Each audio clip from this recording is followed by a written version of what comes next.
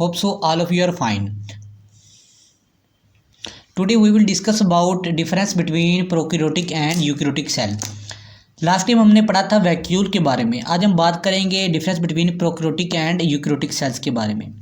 Basically prokaryotic और eukaryotic दो organisms की दो टाइप्स हैं। एक होते हैं प्रोकैरियोटिक ऑर्गेनिजम्स, प्रोकैरियोटिक ऑर्गेनिजम्स, और दूसरे होते हैं यूकैरियोटिक ऑर्गेनिज्म, रियोटिक ऑर्गेनिज्म। बेसिकली ये ऑर्गेनिजम्स की दो टाइप्स हैं। अब प्रोकैरियोटिक ऑर्गेनिजम्स कौन से होते हैं? बेसिकली प्रोकैरियोटिक ऑर्गेनिजम्स ऐसे ऑर्गेनिजम्स को कहा जाता है जिनके अंदर प्रोकैरियोटिक सेल्स पाए जाएं, जिनके अंदर प्रोकैरियोटिक सेल्स पाए जाएं, सेल्स। और जबकि यूकैरियोटिक ऑर्गेनिजम्स ऐसे ऑर्गेनिजम्स को कहा जाता है कि जिनके अंदर यूकैरियोटिक सेल्स मौजूद हों, ठीक है, सेल्स मौजूद हों। तो बेसिकली ऑर्गेनिजम्स की दो टाइप्स हैं। अब हम बात करेंगे प्रोकैरियोटिक सेल्स क्या होते हैं और यूकैरियोटिक सेल्स क्या होते हैं। अब हम इनके डिफरेंस के बारे में बात करेंगे।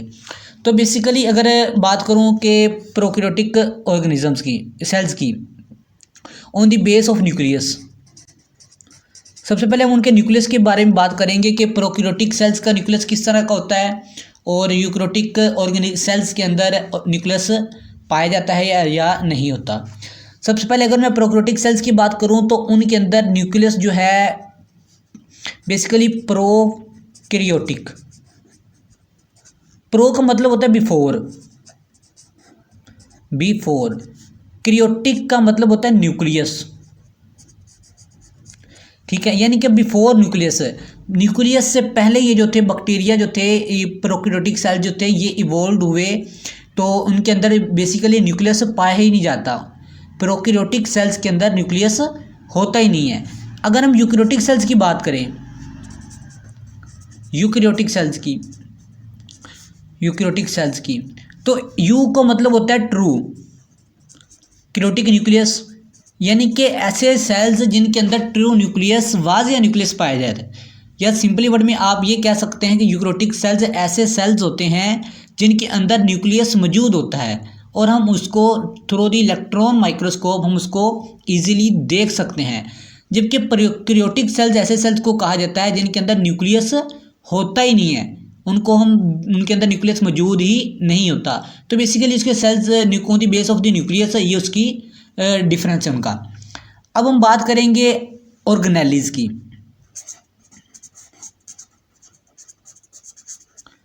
On the base of the organelles, यानी कि है और यूकैरियोटिक सेल्स के अंदर कौन कौन से ऑर्गेनेलीज पाए जाते हैं।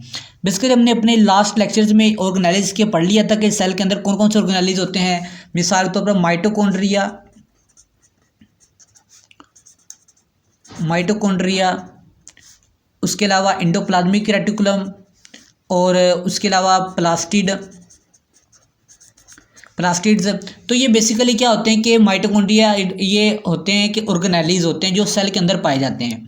तो बेसिकली मैं अगर बात करूँ प्रोकैरियोटिक सेल्स की, तो उनके अंदर ये ऑर्गेनेलीज नहीं पाए जाते।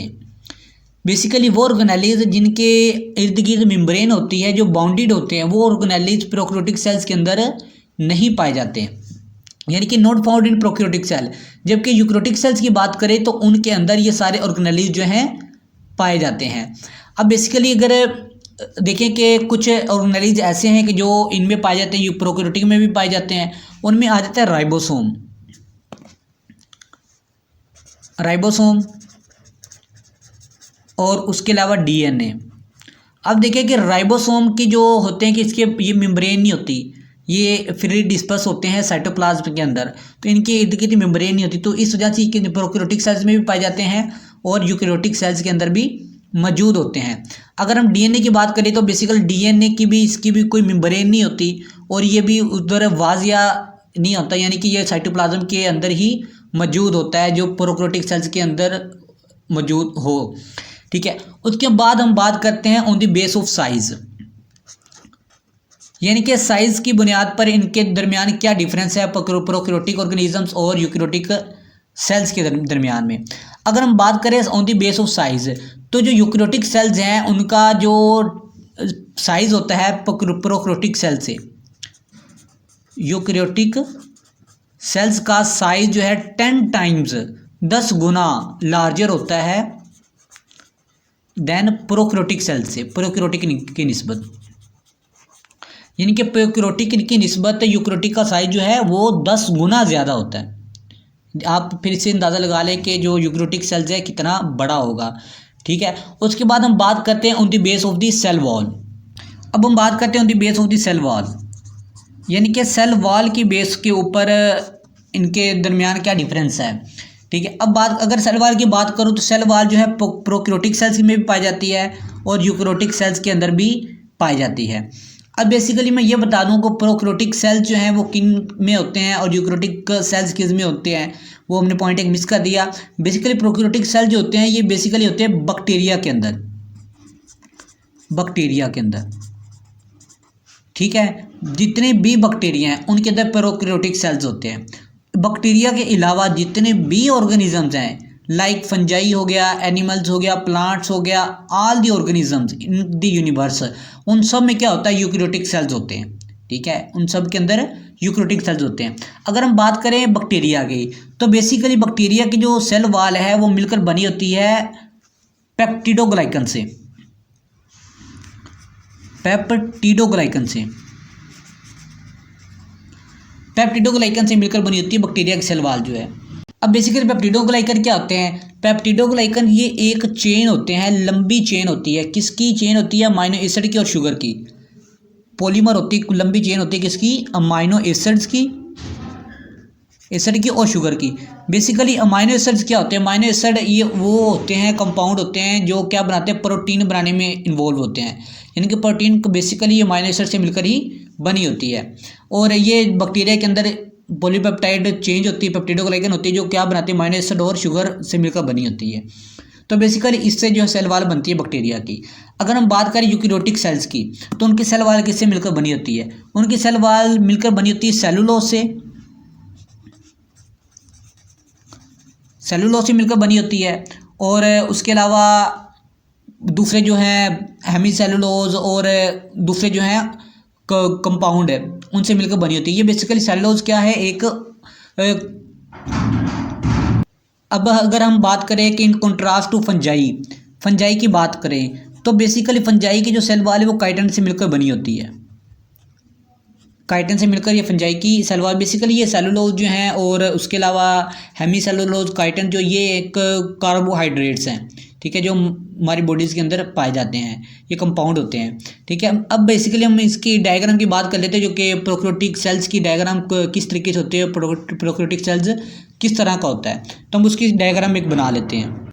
अब देखिए ये बेसिकली प्रोकैरियोटिक सेल्स एक इस तरीके का होता है और इसकी ये डबल मेम्ब्रेन होती है, एक होती है सेल वॉल और अंदर वाली होती है सेल मेम्ब्रेन। इसकी ये सेल वॉल होती है बाहर वाली और अंदर वाली क्या होती है, सेल मेम्ब्रेन। इसकी दो मेम्ब्रेन होती है और इसके एक फ्लैजिलम होता है जिसकी वजह से ये मूव करता है, फ्लैजिलम। ये सेल्स होते हैं बैक्टीरिया के सेल्स की बात कर रहा हूँ मैं, प्रोकैरियोटिक सेल्स की। फ्लैजिलम होता है जिसकी वजह से मूव करता है। इसके अंदर क्या होता है कि एक क्रोमोसोमल डीएनए होता है जो इसके ऊपर साइटोप्लाज्म के ऊपर डिस्पर्स हुआ होता है, वो उधर ही मूव करता रहता है। और उसके बाद इसमें छोटे छोटे राइबोसोम्स होते हैं जो वो भी क्या करते हैं कि साइटोप्लाज्म के ऊपर फ्लोटिंग कर रहे होते हैं, तैर रहे होते हैं। तो बेसिकली ये छोटी सी एक थी प्रोकैरियोटिक सेल्स की डायग्राम और ये था आज का हमारा topic, difference between prokaryotic cells and eukaryotic cells. Okay, thank you.